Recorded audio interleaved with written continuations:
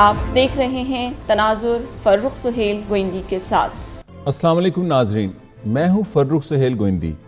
तनाजुर में हमारे आज के मेहमान हैं पाकिस्तान के मारूफ दानश्वर और सहाफ़ी जनाब मुजीबुर रहमान शामी। शामी साहब कैसे हैं आप? आपकी दुआ है, अल्लाह का शुक्र है। शामी साहब, आप बड़े मुस्तरिब हैं कि पाकिस्तानी जो सोसाइटी है ये बिखरती जा रही है, ये क्या हो रहा है पाकिस्तान के अंदर?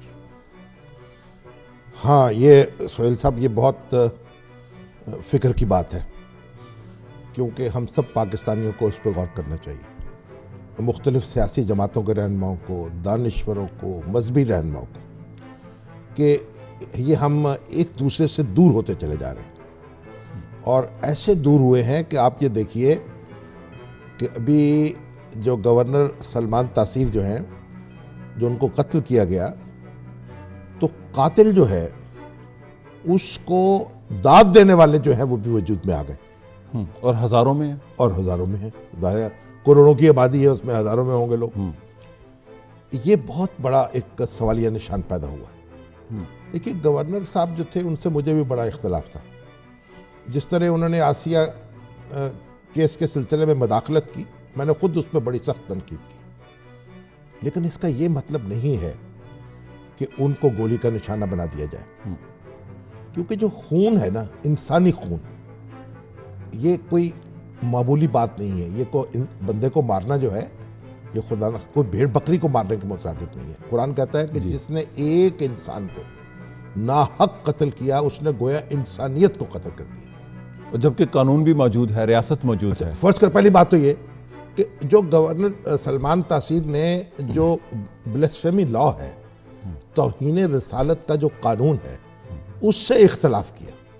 तौहीन रिसालत नहीं की? हाँ, तौहीन रिसालत नहीं की, खुदा न खास्ता। देखिए, इसमें बड़ा एक फ़र्क है।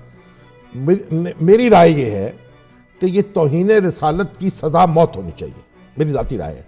ये जो कानून बना हुआ, आपकी शुरू से राय है, आपका यकीन है ये। लेकिन अगर आपकी ये राय है कि दूसरी कोई सज़ा भी हो सकती है, या आपकी ये राय है कि इसमें माफ़ी भी मिल सकती है, तो ये आपकी राय है। आपको हक हासिल है कि अपनी राय रखें, उसका अजहार करें, उसके दलाइल लाएं, हमारी तारीख से, कुरान और सुन्नत से इसको साबित करें। तो आपकी राय रखने की वजह से मैं ये खुदा न खास्ता ये नहीं कह सकता कि तौहीन रसालत का इर्तिकाब कर लिया गया है। ये तो कानून से इख्तलाफ। देखिए ना, कानून से इख्तलाफ और चीज़ है, और ये बड़ा एक फ़र्क है जो मलहूज़ खातिर नहीं रखा गया। और अगर हम इस तरह की इंटरप्रेट करेंगे चीज़ों को, देखिए, पहली तो बात ये, तमाम जो उलमा हजरात हैं, जिनका मैं खुद एक हिस्सा हूँ, न्याजमंद हूँ उनका। आप गए भी थे नामूसे रसालत कॉन्फ्रेंस में? बिल्कुल था। मैं पहला जो इजलास बुलाया उसमें मैं मौजूद था, और मैंने यहाँ कहा था, मैंने कहा कि गवर्नर साहब से मुतालबा करना चाहिए कि वो अपने ये अल्फाज वापस लें और इस पर माजरत करें, और अगर वो नहीं करते तो उनकी बरतरफी का मुतालबा करना चाहिए। ठीक है, एक आईनी और कानूनी और सियासी हक है। अगर हमें गवर्नर से इख्तलाफ पैदा हो गया, बरतरफी का मुतालबा करें। देखिए, जान लेना और यानी एक बहुत बड़ी बात है ये। कुरान कहता है जिसने एक इंसान को कत्ल किया, उसने गोया इंसानियत को कत्ल कर दिया, और नाजायज, और फिर उसका ठिकाना हमेशा हमेशा के लिए जहन्नुम है। कत्ल करने वाले का। देखिए, कत्ल जो है उसमें मुल्ज़म, अदालतों में जब मुकदमे पेश होते हैं तो शक का फायदा मुल्ज़म को दिया जाता है, हमेशा मुल्ज़म को दिया जाता है। यानी अगर जहां शक पैदा हो जाए वहां सजाए मौत नहीं होती।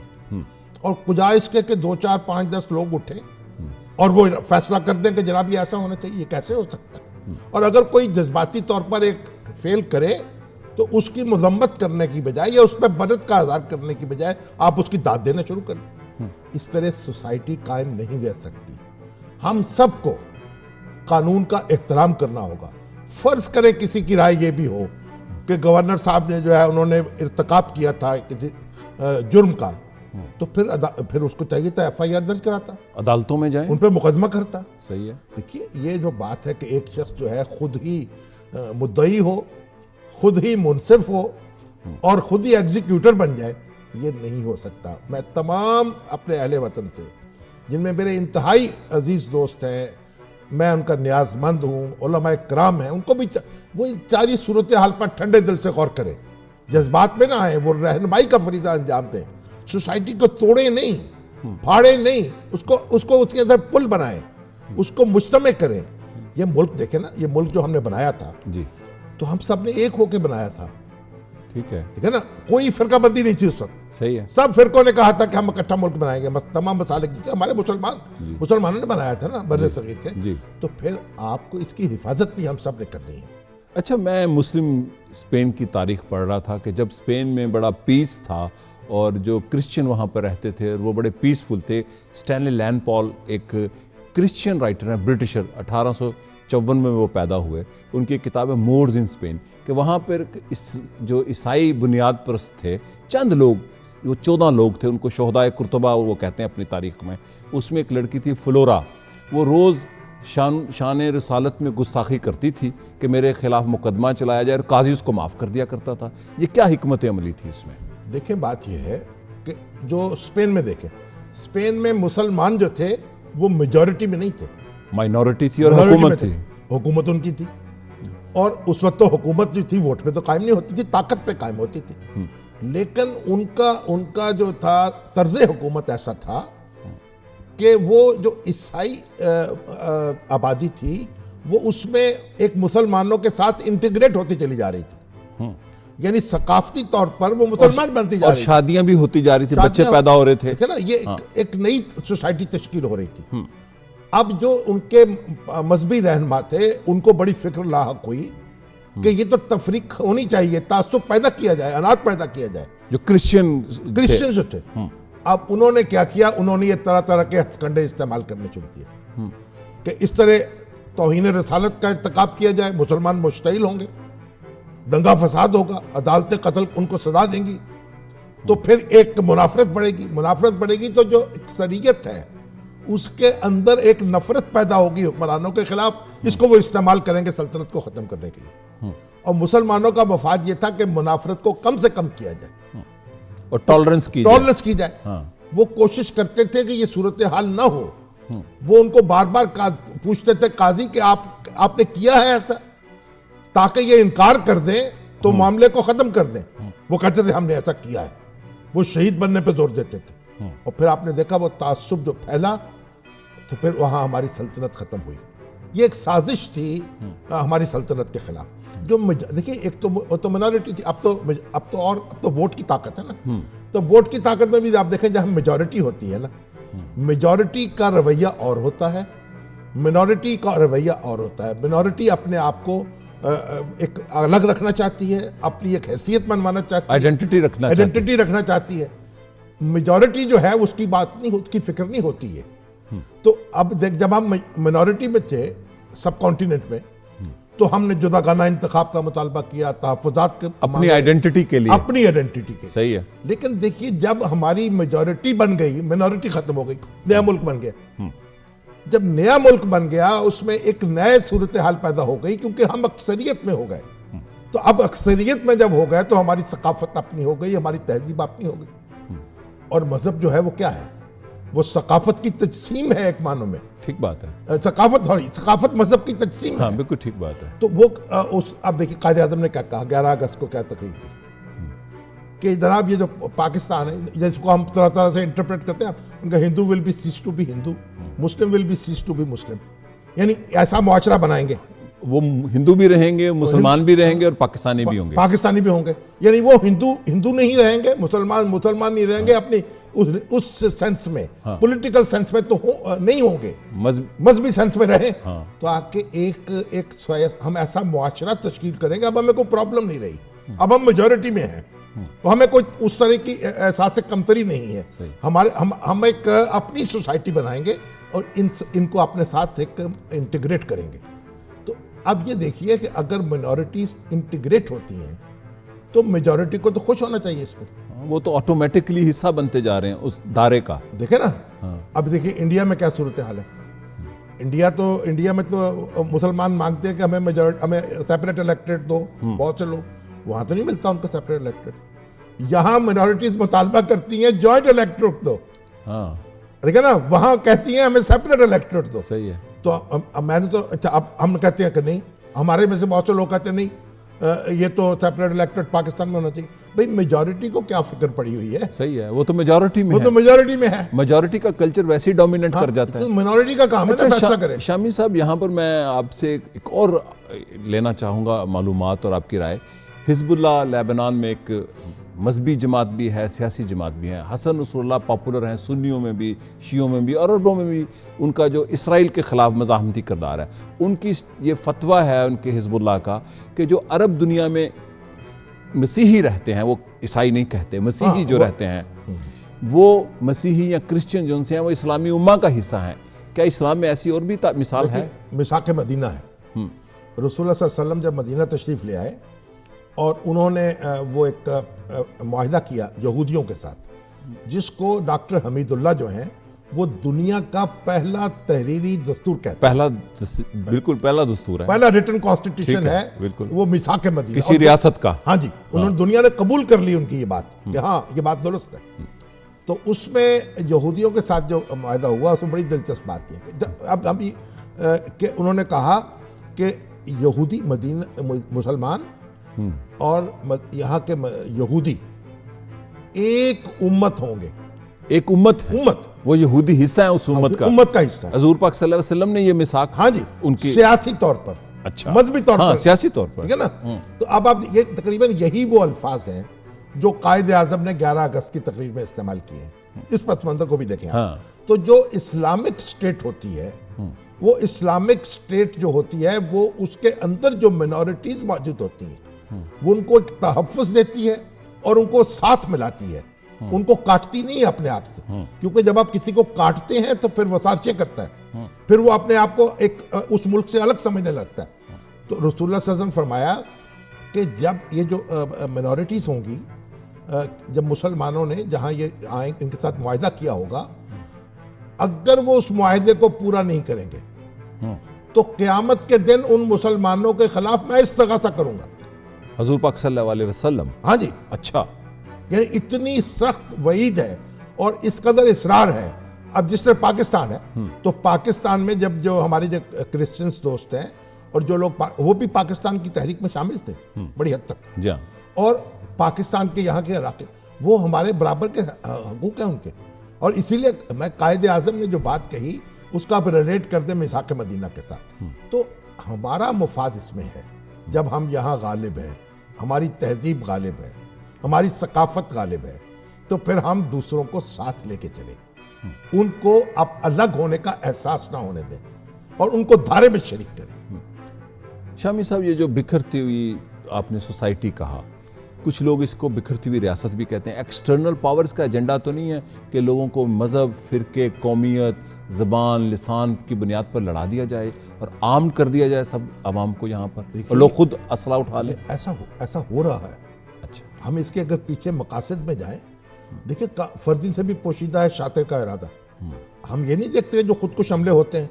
हमारे यहाँ दिन रात ये बात कही जाती है कि इनके पीछे हमारे दुश्मन, अगरचे आला कार जो है वो कोई मुकामी लोग हो सकता है, हाँ। लेकिन डोरी हिलाने वाले कौन है? उसी तरह से जब हमारे मुआशरे में इस तरह की फजा पैदा हो जाए, जो बाजार तो मालूम हो कि बड़ी अच्छी फजा है, उसका नतीजा क्या होगा? नतीजा ये होगा कि हमारी मौत एक दूसरे से अलग हो गई। यानी बड़ी अहम बात की आप, एक की मौत पर दूसरे की जिंदगी बन जाए, बड़ी अहम बात की, तो फिर जिंदगी भी अलग हो जाएगी। और जब जिंदगी अलग होगी एक दूसरे से, तो फिर उसी का जो नुक्ता है वो उसी में आता है, वो सिविल वार जिसे कहते हैं। तो हमें उस तरफ नहीं जाना। आपने देखा हमारे यहाँ कितने उलमा मारे गए। अभी भी कराची में एक खास मसलक से ताल्लुक रखने वाले टारगेट किलर्स पकड़े गए हैं, जो टॉप लीडरशिप उस मजहबी जमात की उन्होंने उड़ा दी है। और यहाँ भी देखिए हमारे यहाँ कई ऐसे कितने उलमा है जो मारे गए। यहाँ लाहौर शहर में डॉक्टर सरफराज नईमी को शहीद किया गया। क्यों? जो उनको मारने वाला था वो कौन था? वो क्या कह रहा था? वो ये उसको बता दिया गया था कि ये तुम्हारा मजहबी तौर पर दुश्मन है, इसलिए उसने। और कितने लोग आप जेलों में जाएं जो फिरका वराना कत्ल किए हैं जिन्होंने, वो कितने जनाब सर उठा के फिरते हैं और कहते हैं कि गोया जैसे उनको जन्नत की चाबी मिल गई। ये उनकी ब्रेन वॉशिंग है। तो हमें जब उलमा को खुद इस सूरत हाल का सामना है, तो उलमा को रसूलुल्लाह सल्लल्लाहु अलैहि वसल्लम के उसवे की तरफ देखना चाहिए और उनकी जिम्मेदारी है, मुझसे और आपसे ज्यादा है, कि वो अमन बरकरार रखें, लोगों के जज्बात का एहतराम करें। और देखिए, एक कतई और यकीनी तौहीन रसालत, अल्लाह रहम करे, ये इतना बड़ा जुर्म है, मेरे ख्याल में कभी तरीन जुर्म है हमारे मुआशरे में, इससे बड़ा जुर्म हो नहीं सकता। और कोई नॉन बिलीवर भी नहीं कर सकता एक मुस्लिम मुआशरे में, बड़ा जुर्म नहीं हो सकता। अगर किसी को आप इस इल्जाम लगाएं उसके ऊपर, उस पर 1000 दफा गौर करना चाहिए। बड़ा सेंसिटिव इशू है, बड़ा सेंसिटिव इशू है। और फिर किसी एक बात की एक इंटरप्रिटेशन करके ये कहते कि ये तौहीन रसालत का मर्तकब हुआ, नहीं, ऐसी बात नहीं है। इसमें बड़ी एहतियात चाहिए, बड़ा 100 दफा गौर करना चाहिए। अब अबू हनीफा कहते हैं कि एक आदमी में अगर कई एक शाइबा भी इस्लाम का मौजूद होगा तो मैं उसे मुसलमान कहूंगा। अच्छा, एक शाइबा भी, एक शाइबा भी। अच्छा, तो बात ये कुफर और इस्लाम का मामला, ये मौत और हयात का मामला, ये जिंदगी, ये ऐसा नहीं है कि हम इसको एक बस जिस तरह चाहे लोगों की मर्जी पे छोड़ दें। लोग जज्बाती होते हैं, लोगों को इश्ताल आ सकता है, लोग जुर्म कर सकते हैं, कत्ल कर सकते हैं, हमारे यहाँ हर रोज होते हैं। आप देखिए हमारे कितने मुआशरे में कत्ल हैं जो इश्ताल की बुनियाद पर होते हैं। बिल्कुल, मोस्टली वही हैं, वो देखिए ना, होते हैं। लेकिन ये नहीं है कि हम ये कहें कि बहुत अच्छे हुए। इश्ताल की बुनियाद पर वारदातें होती हैं, लेकिन हम उनको तमगाए शुजात नहीं दे सकते उन वारदात करने वालों को। वो बहरहाल उन्हें कानून के सुपुर्द करना होगा, और कानून जो है अगर उसकी हाकमियत नहीं होगी तो फिर मुआशरा जो है बाकी नहीं रहेगा। मुआशरा भी और रियासत भी बिखर, रियासत तो फिर मुआशरे ही का एक चीज पाती है ना। बिखरती हुई रियासत जो है कैसे यानी आप गिरती हुई दीवार जो है उसको क्या करेंगे आप। ये मुआशरा, हमें सिर्फ देखिए, हमें इस पे ऐसे नहीं बैठ जाना चुप करके, हमारी जिम्मेदारी को पूरे करना है। ये हमारा अपना मुल्क है, ये हमारा अपना घर है, हम सब इसका हिस्सा हैं। और इसमें जो हमारे सेकुलर हजरात हैं, जो लिबरल हजरात हैं, उनको भी इस पर गौर करना चाहिए। हाँ, उनको क्या करना चाहिए? उनको भी सोच समझ कर बात करनी चाहिए। अनीस, ठेस ना लग जाए आप गिनों को, वो कहते हैं ना, बात ऐसे करें कि जो एक दूसरे को जोड़ने के लिए लोगों को बातें करें, हमारे कल्चर का खलीज पैदा करने के लिए, खलीज पैदा करने के लिए बात ना करें। यानी ये जो एक तोड़ने के लिए गुफ्तगू है, ये ना करें, ऐसी पॉलिसीज ना बनाएं। और आप देखें जो मुश्तरकात हैं मुख्तलिफ लोगों के दरमियान, उनको तलाश करें। ये मिली यकजहती कौंसिल हमने एक मौलाना ने बनाई थी, मुश्तरकात को तलाश, सारे इकट्ठे बैठ के, शिया, सुन्नी, बरेलवी, देवबंदी इकट्ठे बैठे थे। ये मुश्तरकात को तलाश करें। इसी तरह जो हमारे लिबरल्स हैं, जो हमारे कंजर्वेटिव्स हैं, जो हमारे उलमा हैं, जो हमारे सियासतदान हैं, ये मुश्तरकात को तलाश करें। और मुश्तरकात वो होनी चाहिए, हम तजादात को तलाश करने जा रहे हैं। तजादात को तलाश करके मुआशरे जिंदा नहीं रहते, उनको फरोग आगे बढ़ाकर तजादात को कम करें।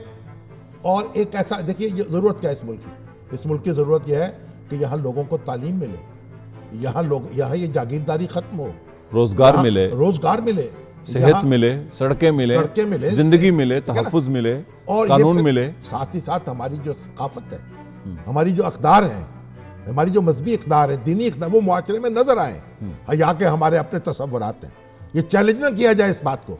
ये बेहयाई के मनाजर मैं देखता हूँ ना, ये जो हमारी टीवी स्क्रीनों पर मैं देखता हूँ, ये भी कारोबार है। सारा कारोबार को आगे बढ़ाने के लिए, पैसा कमाने के लिए कंज्यूमरिज्म का हिस्सा है वो, कंज्यूमरिज्म का हिस्सा है वो सारा। देखे ना, ये उसका हिस्सा है। और ये सारे जो हमारे जब ये प्राइवेट जो ओनरशिप है ना, ये सारे फितने जगाती है।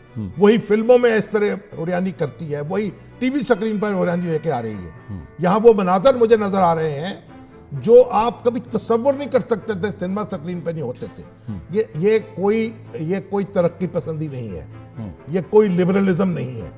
ये जो बेहयाई जो है, ये ढिठाई जो है, इसको आप कोई किसी तरह से तहफ़्फ़ुज़ नहीं दे सकते। तरक्की पसंदी तो लोगों के हकूक का नाम है, बेहयाई का नाम तो नहीं। हमारी अपनी रवायात है, हमारी अपनी रवायात की हिफाजत होनी चाहिए। और उलमाए कराम को भी, लिबरल लोगों को भी, सबको इस तरफ तवज्जो देनी होगी। और हमारी सारी जो मुआशरती इक़दार है, हमारी तो देखिए, हम तो वो लोग हैं कि जो गैर मुस्लिमों के साथ हुस्न सलूक के आदी हैं और उनके हकूक़ की बात करते हैं। हमारी जो आप तारीख़ में देख लें, यहूदी और जो मसीही आबादियाँ हैं, जितनी मुसलमानों की सल्तनतों में महफूज रही हैं, दुनिया में नहीं रही। कभी जेनोसाइड नहीं हुआ क्रिश्चियंस का, ज्यूज का, मुसलमान की हुकूमत में या मुस्लिम एम्पायर में, वो ऑटोमन हो, स्पेन हो या बगदाद हो, कभी जेनोसाइड नहीं हुआ। दुनिया से हिस्टोरिकल फैक्ट है।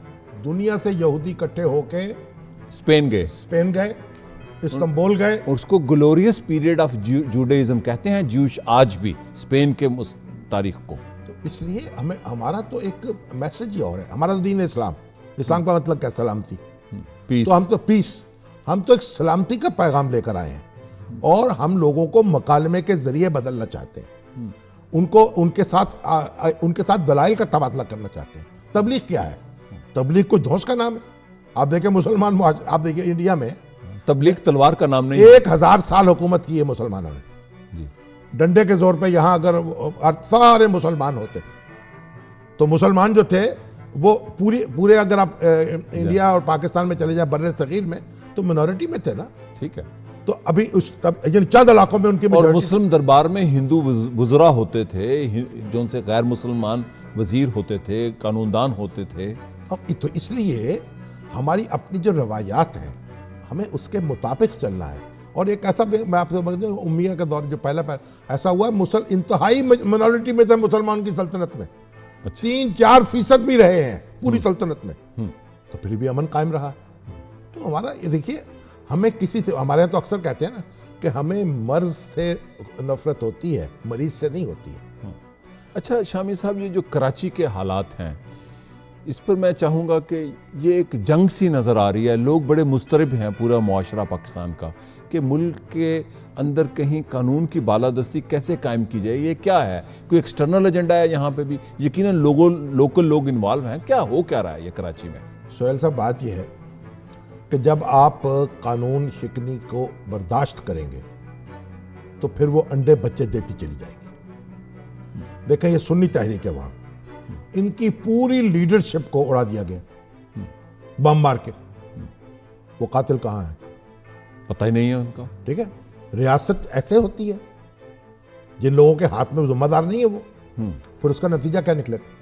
अभी जो टारगेट किलर्स कुछ पकड़े गए वहाँ, जो जुल्फकार मिर्जा साहब का बड़ा बयान मशहूर हुआ है, उसमें उन्होंने कहा जी कि चंद लोग जो है सुन्नी तहरीक के भी हैं। तो कोई सुन्नी तहरीक के लोग क्यों होंगे? जब आप उनके रहनुमा मारे गए और उनका कानून उनका कुछ नहीं बिगाड़ता, कातिलों तो का, फिर वो बंदूक उठाएंगे, फिर क्या करेंगे वो? ठीक है, फिर लोग सोचेंगे वहां कि यार अपना इंतकाम खुद लें, फिर वो लेंगे, फिर वो सोचेंगे, फिर वो लेंगे, फिर वो सोचेंगे। तो कानून को किसी रंग, नस्ल, जमात के तासुब में मुब्तला हुए बगैर जो कानून शिकनों का पीछा करना चाहिए। जो रियासत कानून शिकनों को तहफ़्फ़ुज़ देती है उसका मुस्तकबिल जो है उसके बारे में कुछ अर्थ मैं ना ही अर्ज करूं तो बेहतर है। तारीख को देख लें। ठीक है। तो इसलिए कराची में भी क्या हो रहा है, कराची में तमाम सियासी जमातें, हमारे जो MQM के रहनुमा हैं वो खुद कह चुके हैं, दूसरी सियासी जमातों के लीडर भी कहते हैं, वो कहते हैं कि हर जमात के अंदर ऐसे लोग घुसे हुए मौजूद हैं। तो हर जमात पर लाजिम है कि उन लोगों को छांटी करे और निकाले और कानून को अपना काम करने दे और अपने आप को कानून के हवाले करें कि हम कानून के तहत काम करें, कानून के हवाले करें। और फिर ये हमारे यहाँ कानून में तब्दीली भी होनी चाहिए। देखिए, हमारे यहाँ ये दहशतगर्द जो हैं, ये जुनूनी जो है, ये पकड़े नहीं, ये छूट जाते हैं, अक्सर छूटे हैं, है ना? क्यों? हम तवज्जो नहीं कर रहे।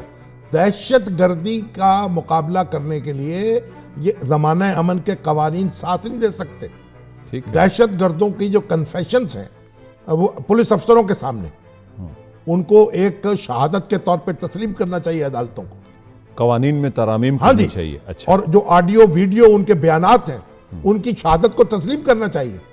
अगर हम ये समझते रहेंगे, या 9/11 के बाद अमेरिकी कवानीन में तब्दीली हुई, बहुत बड़ी तब्दीली हुई, कई बिल आए और कई उन्होंने रिफॉर्म्स की दहशतगर्दी के। अगर आप ये समझते रहे कि ये ज़माना अमन की शहादतें होंगी तो वो ज़माना अमन की शहादतें कैसे आ सकती? मुल्ज़मों को छोड़ने के बहाने तलाश ना करें, उनको सजा देने के लिए कानून बदले।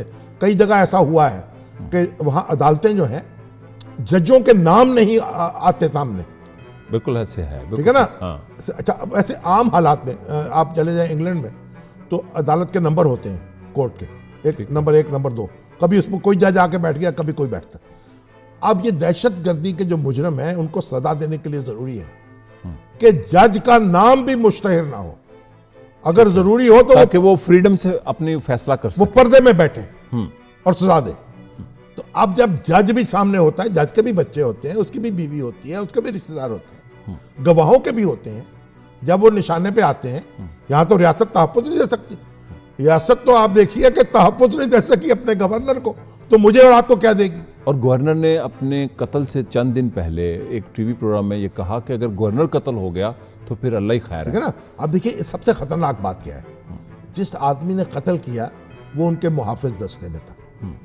अब उस मुहाफिज दस्ते का जो शख्स है, जो जिसकी जिम्मेदारी थी हिफाजत करना, वो कार्रवाई करता है और फिर आप उस पर तालियां बजाएं अगर, तो ये बहुत खतरनाक ट्रेंड है और इसके बहुत कभी नताइज निकल सकते हैं। ये थ्रेट पाकिस्तान की स्टेट को है, स्टेट को हो सकता है, हर शख्स को होगा जो इख्तिदार में है, और हर शख्स को हो सकता है। जो मुहाफिज जो है ना, किसी भी शख्स के मुहाफिज तो गोली मार सकते हैं।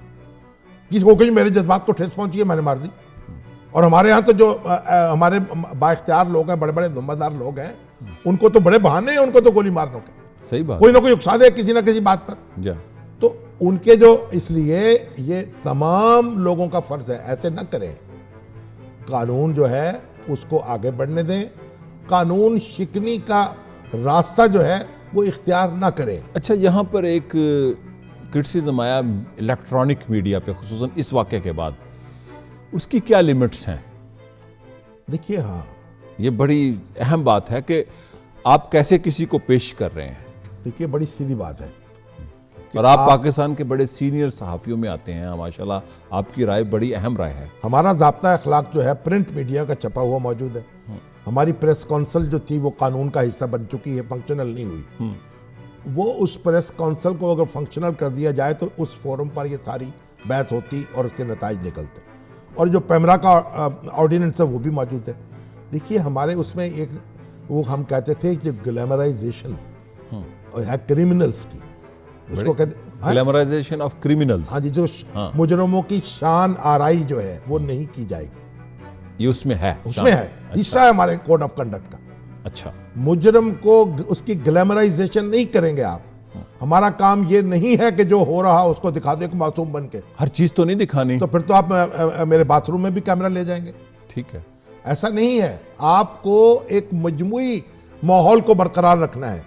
मेरी आज़ादी की हद खत्म हो जाती है जहां से आपकी आज़ादी की हद शुरू होती है। ठीक बात है, ये डेमोक्रेसी है। तो अगर लोगों को लड़ाना, तो फिर तो ज़ाब्तों की ज़रूरत ही नहीं, अखलाक की, फिर तो ये अदालतों की भी ज़रूरत नहीं है और फिर पुलिस की भी ज़रूरत नहीं है। फिर हम कबायली उसमें वापस चले जाएं। जिसका जुर्म कोई करे वो उसको सजा दे दे। मेरा ये ख्याल है कि आपने मुझे ठेस पहुंचाई है, मैं आपको तलवार से निशाना बना लूँ, आप मुझे बना ले। तो फिर ये दींगा मुश्ती करनी है अगर, तो फिर तो सैकड़ों साल वापस जाना पड़ेगा। ये आज़ादी राय नहीं है, ये मीडिया की आज़ादी नहीं है।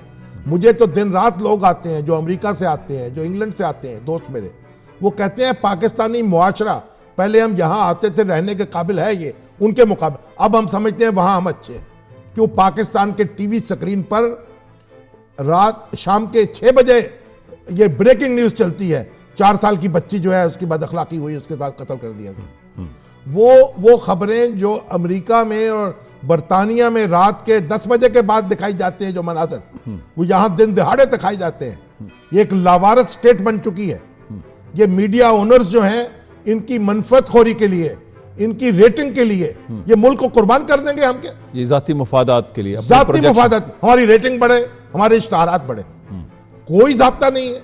बदअखलाकी की खबरें आ रही हैं, बदअखलाकी के मनाजर दिखाए जा रहे हैं, इस तरह के लोगों को अंगेख्त किया जा रहा है। जो सोसाइटी में लोग रह रहे हैं, देही इलाकों में रह रहे हैं, उसमें रहता है, हमारे घर में हर घर में एक प्रोवोकेशन हो रही है।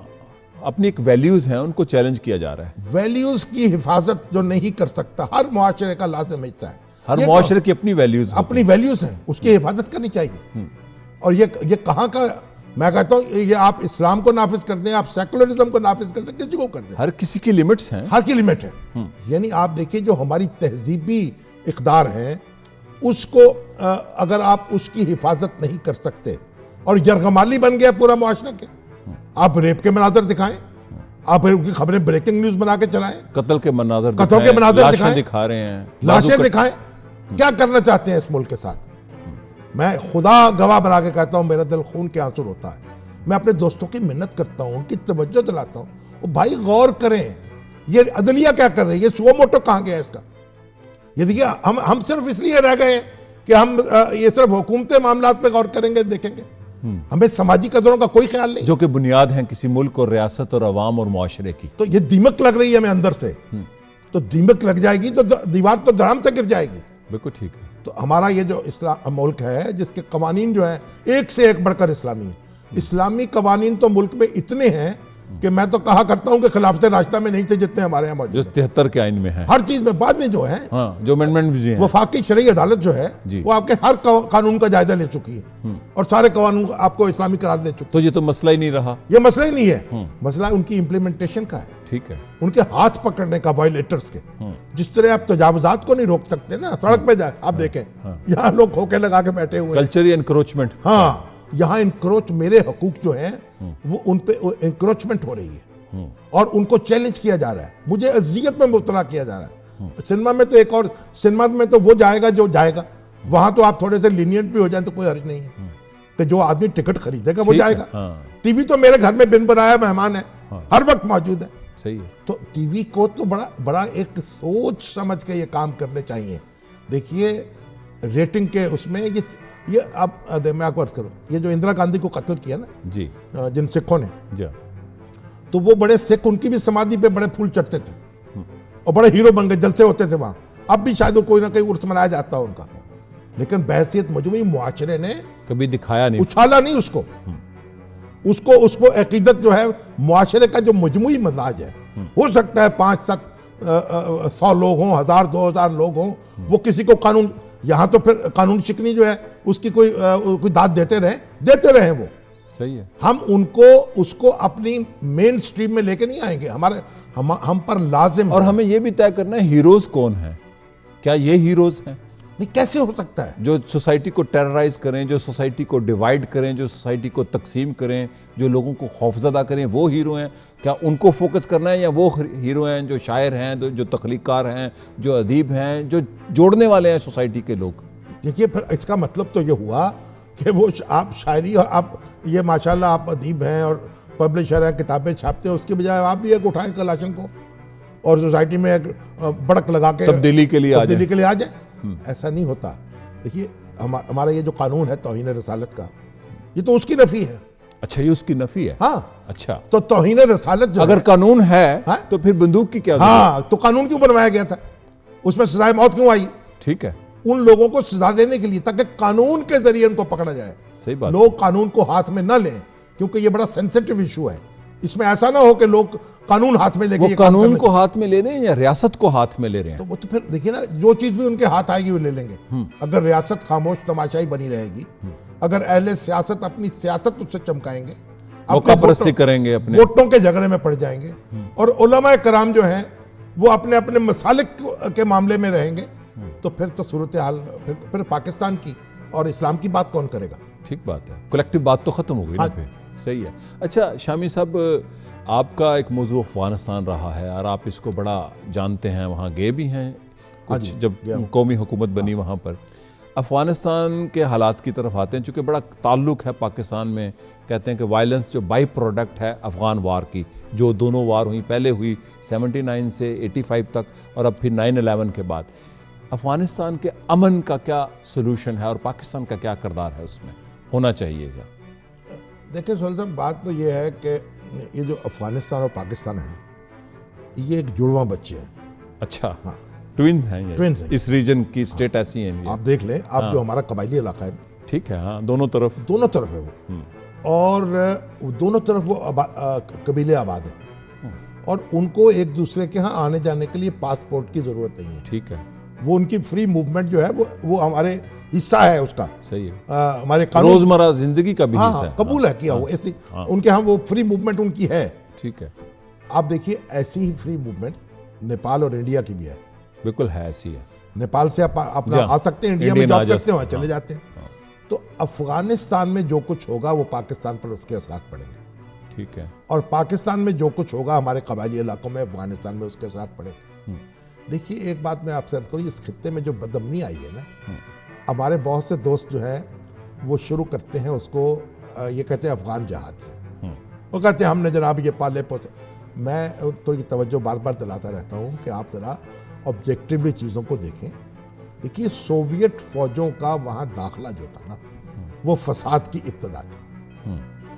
अगर वो सोवियत फौजें वहां ना आती और उससे पहले आने से पहले क्या हुआ, शाह को खत्म की गई बादशाह जो है, जी, बगावत हुई इसके ज़ाहिर शाह को। जाहिर शाह। हाँ जी।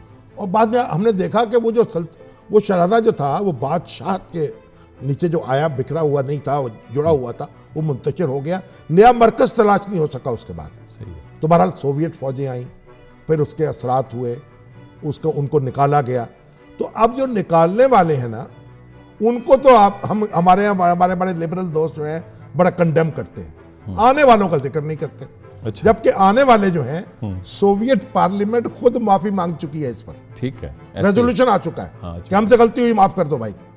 तो अगर वो ना आते, बल्कि लाने वाले ब्रेजिंस्की भी कह चुके हैं कि हमें ने उनको ट्रैप किया। अगर ट्रैप हुआ उनको तो तब भी आए तो सही वो ना। उनकी नालायकी हुई। आप पता नहीं ब्रेजिंस्की साहब मरे हुए जैसे घोड़े पे या शेर के ऊपर वो अपनी तस्वीर खिंचवा रहे हैं कि जनाब मैंने मारा है, ऐसा भी होता है ना। वो अभी तो बल्कि आप तो यूं देखिए कि जो सोवियत एम्पायर का खात्मा है, सोवियत यूनियन का, किसी अमेरिकन थिंक टैंक की प्रिडिक्शन ही नहीं चाहिए। हाँ, नहीं थी, कहीं नहीं थी। ठीक है। अब वो कहते रहे जो मर्जी हाँ, कहते नहीं रहे। थी, कोई नहीं थी। तो इसलिए बात यह है कि वो आए और शहजादा मुंतशिर हुआ। उसके बाद फिर जब ये वापस चले गए तो अमेरिका भी भाग गया यहाँ से, उसने छोड़ गया, बंद कर दी। बिल्कुल बेयारो मददगार छोड़ गया उसको। ठीक है। फिर अफगान जो है एक दूसरे से लड़ के वो जनाब उन्होंने बुराल कर दी। हाँ। अब आ गए अमेरिका बहादुर साहब नेटो की फोर्सेस लेके। तो वो उस वक्त अगर बड़ी अकल से काम लिया जाता, गौर के, उस वक्त गुस्से में और इश्ताल में और ताकत के नशे में ये काम किया कि हम जनाब, मैं उस वक्त सुनता था परवेज मुशर्रफ साहब की ब्रीफिंग, वो कहते थे अमेरिकन के हम तो रेत के जो सहरा में से ना सुई तलाश कर सकते हैं, तो हम उसामा बिन लादेन को नहीं छोड़ेंगे। हाँ, और उसको तलाश अभी तक नहीं कर सकते। मुल्ला उमर काबू नहीं आया, उसामा बिन लादेन काबू नहीं आया। तो फिर अब हल क्या है? अब हल ये है कि वो वापसी का सफर इख्तियार करें। वो करना चाहते हैं कि अभी रहना चाहते हैं? मेरा ख्याल है वो कहते तो हैं कि हम जाना चाहते हैं, लेकिन जा नहीं पा रहे। अब वो न जाए मानदन न पाए रफ्तन वाली बात है। अगर जाएं तो उनकी जो एम्पायर का इमेज है वो टूटता है, लेकिन वो तो टूटेगा। जो अब नतीजा जो इमेज टूटेगा, इमेज तो टूटेगा। तो इसलिए उनको ये चाहिए कि अब किसी ना किसी तरीके से यहाँ से जाएं और पाकिस्तानी जो हमारी फौज है, खुद अफगान जो एस्टेब्लिशमेंट है, उसके सपोर्ट करेंगे मामला। जब वो बीच में से निकल जाएंगे ना, तो वो एक नारे खत्म हो जाएंगे। और देखिए फिर यहाँ जो ड्रोन हमले हो रहे हैं, जो सैफ अफ्रीकी कॉन्फ्रेंस एक हुई है जिसमें करज़ई थे, अब्दुल्ला गुल और तैयब अर्दवान थे और जरदारी साहब भी थे, उसमें ये भी कुछ सुनने में आया कि करज़ई साहब ने कहा कि तालिबान का एक दफ्तर तुर्की में बना दिया जाए, यानी कि मज़ाकरात का कोई रास्ता निकाला जाए। ऐसी डेवलपमेंट्स हो रही हैं? देखिए असल में तुर्की जो है, क्योंकि तो उस नेटो फोर्सेस का भी हिस्सा है। हाँ। और मेरा ख्याल उसकी जो प्रेजेंस है, जो बड़े 2-3 ममालिक हैं उनके करीब है, वो खासी लीड भी करता रहा कभी कभी। हाँ। और वो नेटो फोर्सेस का भी हिस्सा है और इसमें एक रोल भी अदा करना चाहता है।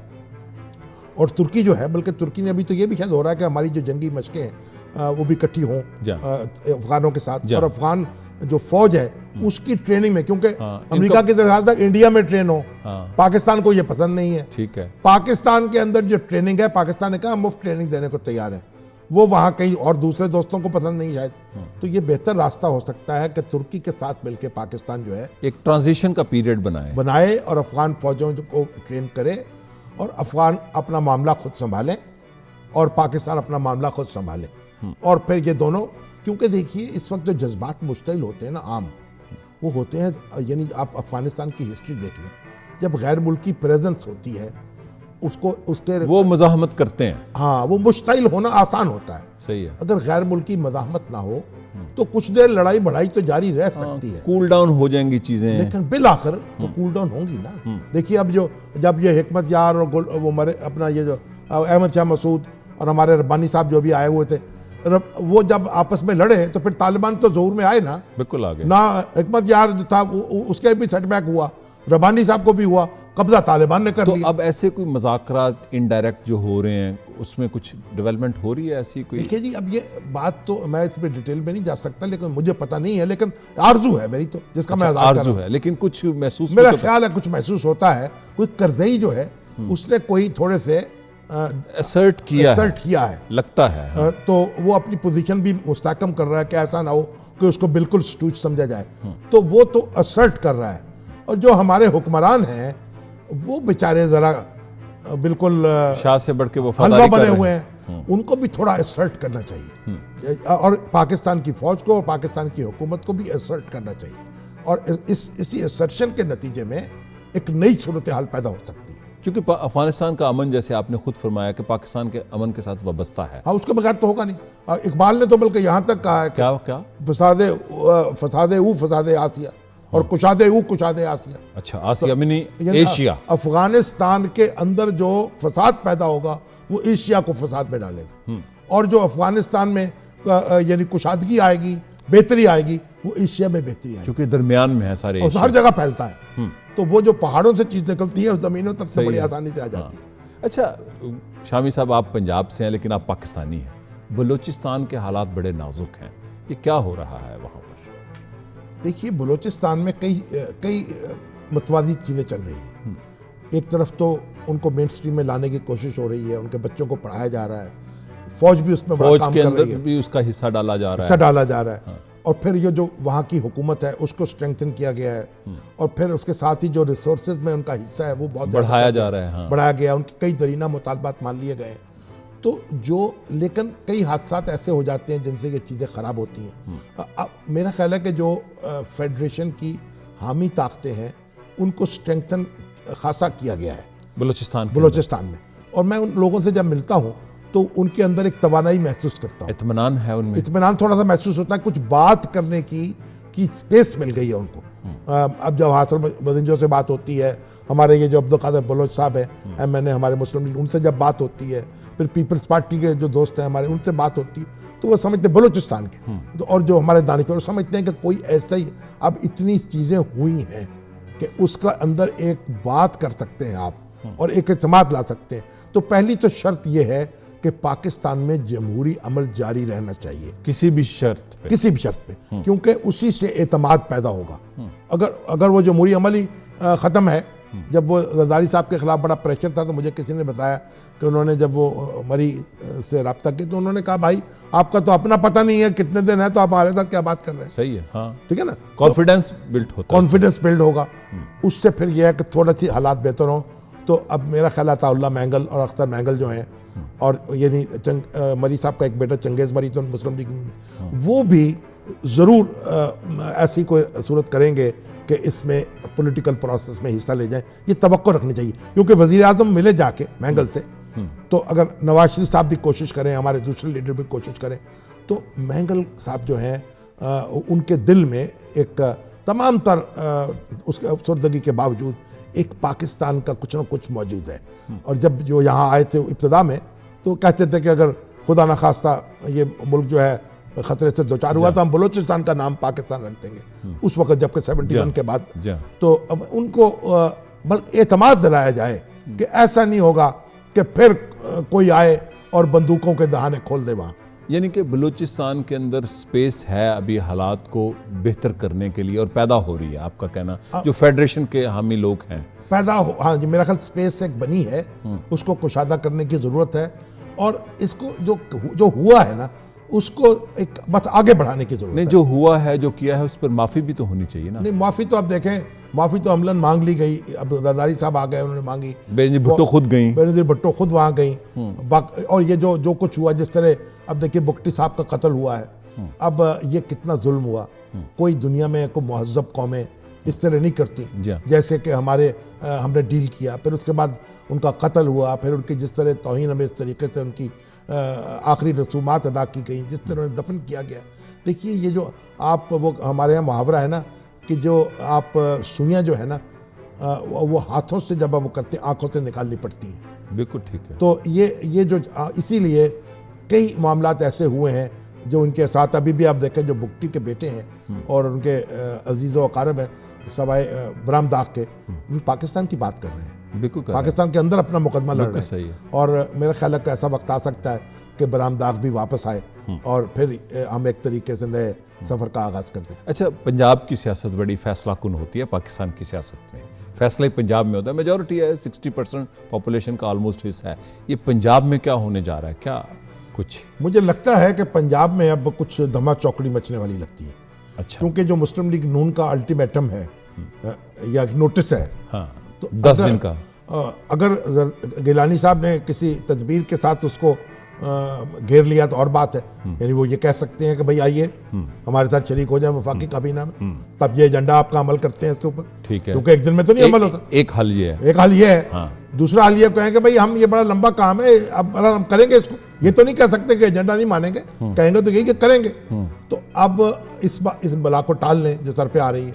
लेकिन फर्ज करें कि ऐसी सूरत आती है कि मुस्लिम लीग नून ये कहती है पीपल्स पार्टी से कि आप 2 वजारतें जो रह गई हैं उनकी 2-3 है, हाँ। उनसे भी आप निकल जाएं, और वो निकल जाते हैं, तो फिर एक ये महाजराई होगी और दोनों जमातें, मुझे तो बड़ा यानी खौफ महसूस वो हुआ तो बड़ी है खतरनाक महाजराई हो सकती ना है कि देखिए जिस तरह बरसों की मेहनत से जो ताल्लुकात दुरुस्त हुए थे, ये आप देखें कि किस तरीके से खराब हो रहे हैं। आप क्या तजवीज़ करते हैं? हमारा आखिरी वक्त है इंटरव्यू में।